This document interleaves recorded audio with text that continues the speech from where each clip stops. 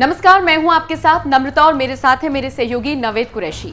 राजस्थान कांग्रेस में लगातार हड़कंप मचा हुआ है। सचिन पायलट और अशोक गहलोत के बीच का जो वॉर है, तकरार है, वो सबके सामने है। वो अलग बात है कि कांग्रेस महासचिव केसी वेणुगोपाल आगे आते हैं, अपने साथ अशोक गहलोत और सचिन पायलट को लेकर आते हैं और कहते हैं सब कुछ ठीक है, मिलकर चुनाव लड़ेंगे।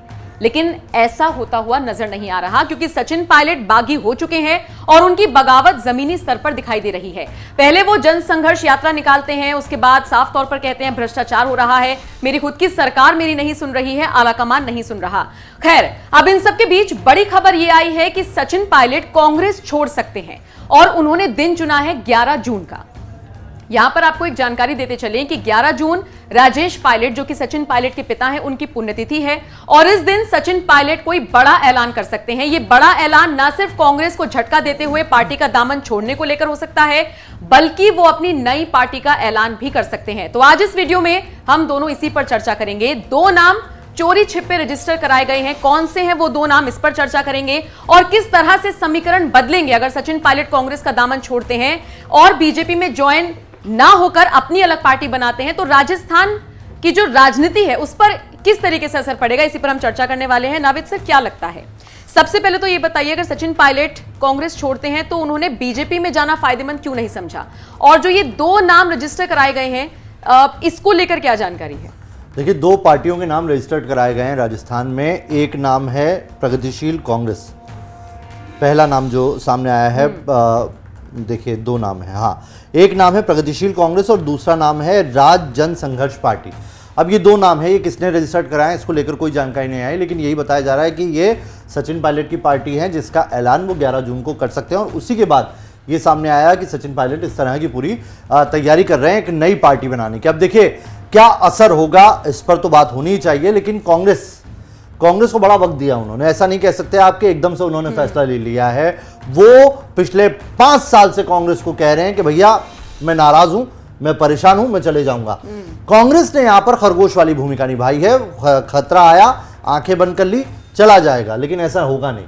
खतरा जब आना है तब आएगा, आप पर अटैक भी करेगा, आपको नुकसान भी करेगा। और ये कह सकते हैं आप कि कांग्रेस जो इतिहास में गलतियां की है उसे ही दोहरा रही है। सचिन पायलट नो डाउट इस वक्त अगर हम देखें तो इससे कांग्रेस को नुकसान होगा। कितना होगा, कम होगा, ज्यादा होगा, ये बात की बात है, लेकिन सचिन पायलट अगर हटेंगे तो उससे कांग्रेस को थोड़ा बहुत नुकसान होगा और बिल्कुल होगा। लेकिन वो नुकसान अभी देखिए, अगर वो बीजेपी में चल जाते तो वो नुकसान बहुत कम होता।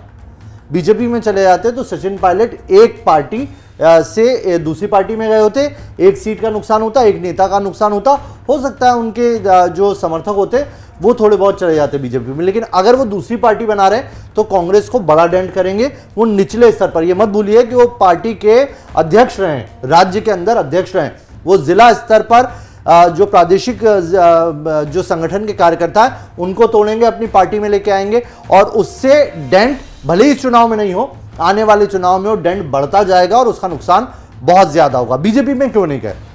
बीजेपी में इसलिए नहीं गए, सचिन पायलट की मांग क्या थी? शुरू से वो ये कह रहे हैं कि वसुंधरा राजे सरकार में जो घोटाले हुए हैं उसके खिलाफ जांच बैठाई जाए।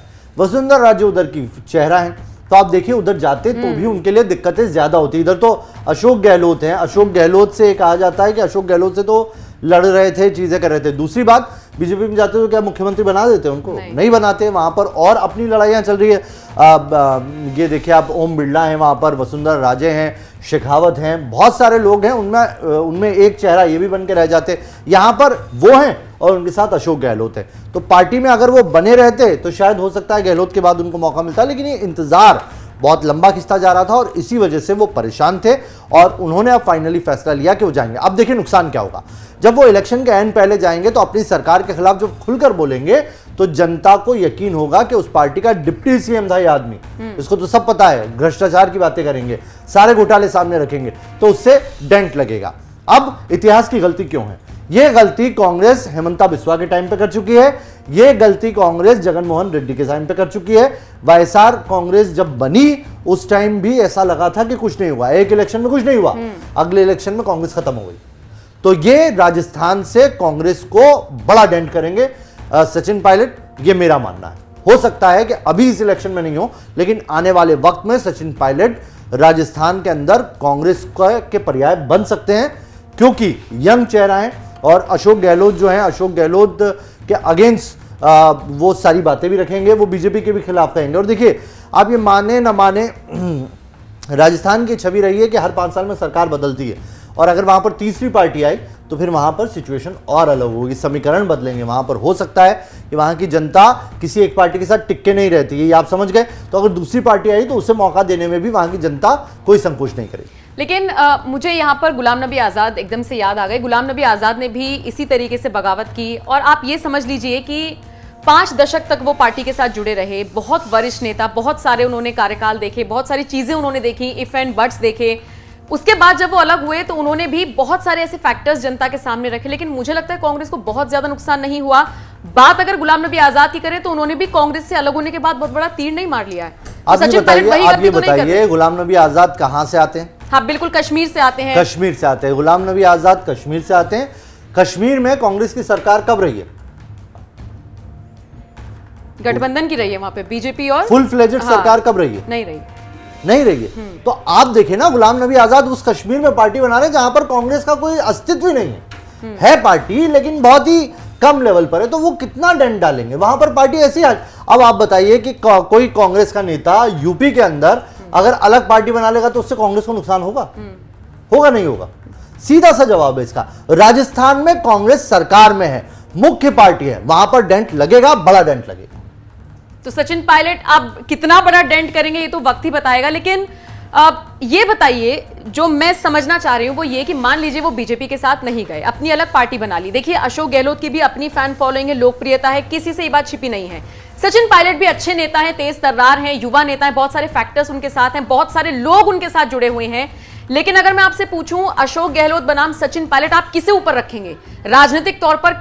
किसकी लोकप्रियता बहुत ज्यादा है? राजनीतिक तौर पर आप किसी को भी आंकते हैं या किसी को भी समझते हैं तो उसके कार्यकाल को देखते हैं। गहलोत मुख्यमंत्री हैं, एक बार के नहीं, एक बार से कहीं ज्यादा के मुख्यमंत्री, और सचिन पायलट उस जगह पर एक बार भी नहीं पहुंचे। तो उस जगह पर गहलोत का एज है, गहलोत को मैं ज्यादा मानूंगा, गहलोत का कद भी ज्यादा मानूंगा, नेता भी बड़ा मानूंगा उनको, क्योंकि वो सरकार चला रहे हैं, अपने दम पर सरकार लेके आए हैं। सचिन पायलट की महत्वाकांक्षाएं हैं, वो कितना डेंट करेंगे ये बात का सवाल है, लेकिन डेंट कर सकते हैं, ज्यादा नहीं करें, थोड़ा बहुत करें। लेकिन हाँ, युवा नेता है और ऐसे नेता है जो चर्चित हैं। ऐसे नहीं है कि कोई ऐसा नेता हो, राज्य का छोटा नेता जिसको आप नहीं पहचानते। राज्य स्तर पर केंद्र में उनका अच्छा वो रहा है और उनको लोग जानते हैं। उनके पिता की एक लेगेसी रही है, उस लेगेसी को भी फॉलो करते हैं। और देखिए, अपनी पार्टी 11 तारीख को बनाएंगे। उसके बाद एक और खबर है, एक तो 2 पार्टियां मैंने बता दी आपको कि वो रजिस्ट्रेशन करा के रख लिया गया है, उसमें से एक का नाम का ऐलान कर दिया जाए। दूसरी खबर यह है कि रथ भी बनकर तैयार है, एक बड़ा रथ यात्रा करने जा रहे हैं वो पूरे राजस्थान में, और पूरे राजस्थान में वो ये रथ यात्रा निकालेंगे और वो सरकार के खिलाफ गहलोत की कब्र खोदेंगे वहां पर। और वो गहलोत की जब कब्र खोदेंगे तो उसका असर भी दिखाई देगा, डेंट बड़ा होगा इलेक्शन के दौरान, जहां पर आपके एंटी इनकम्बेंसी है। कांग्रेस को डेंट इसलिए होगा, एंटी इनकम्बेंसी पहले है, गहलोत के ऊपर आरोप उन्हीं की पार्टी के दूसरे नंबर के नेता लगा रहे हैं। तीसरा, राजस्थान में हर 5 साल में सरकार बदल जाती है, मत भूलिए। और अगर सरकार बदल रही है, एंटी इनकम्बेंसी हो रही है, और उसमें अगर सचिन पायलट सामने आ जाएंगे तो सोने पे सुहागा है। मतलब आप देखिए, बीजेपी के लिए इसलिए सिचुएशन अच्छी हो गई क्योंकि बीजेपी के अंदर भी चीजें अच्छी नहीं चल रही। बीजेपी के अंदर भी अभी चीरफाड़ चल रही है। बीजेपी के अंदर 4 धड़े 5 धड़े जो कह रहे हैं कि भैया हम मुख्यमंत्री बनेंगे, हम चेहरा बनेंगे, वसुंधरा राजे जो है किसी को खड़ा नहीं होने दे रही है। ऐसे में बीजेपी का वो जो डेंट है वो थोड़ा सा कम हो जाएगा और कांग्रेस को ज्यादा नुकसान होगा, तो उसका एज बीजेपी को मिलेगा। मतलब कुल मिला के कहा जा सकता है कि अगर सचिन पायलट ये फैसला ले रहे हैं तो इसमें कहीं ना कहीं अंदर खाने बीजेपी की भी सहमति है। लेकिन मुझे ऐसा लगता है कि अगर मान लीजिए राजस्थान में चुनाव होते हैं और बीजेपी पूर्ण बहुमत हासिल नहीं कर पाती है, और अगर वो सचिन पायलट की पार्टी के साथ जाती है मुख्यमंत्री, तो सचिन पायलट तब भी नहीं बन पाएंगे, तब भी कुछ ना कुछ कॉन्फ्लिक्ट्स रहेंगे। अब जैसे कि आप बार बार कह रहे हैं कि डेंट तो होगा, लेकिन कितना बड़ा होगा ये तो वक्त ही बताएगा। इस साल के अंत में मुझे लगता है चुनाव होने हैं राजस्थान में। देखिए, राजस्थान में सीटें कितनी हैं विधानसभा की? 200, ठीक है। और वो सीटें ऐसी हैं कि उसमें हमेशा एक पार्टी जो है 80 पहुंच जाती है, दूसरी 110 पहुंच जाती है, सरकार बन जाती है। अब तीसरी पार्टी आई, वो 20 सीटें भी अगर ले आई ना तो सरकार बदल सकती है। राजस्थान का समीकरण कुछ ऐसा, और अगर ऐसा हुआ तो बीजेपी समर्थन कर देगी, उसको क्या दिक्कत है, बाहर से समर्थन करेगी, बन जाएंगे, इनकी भी इच्छा पूरी हो जाएगी। अगर पहले चुनाव के पहले कोई गठबंधन हुए हैं तो देखिए विन विन सिचुएशन है यहां पर दोनों के लिए।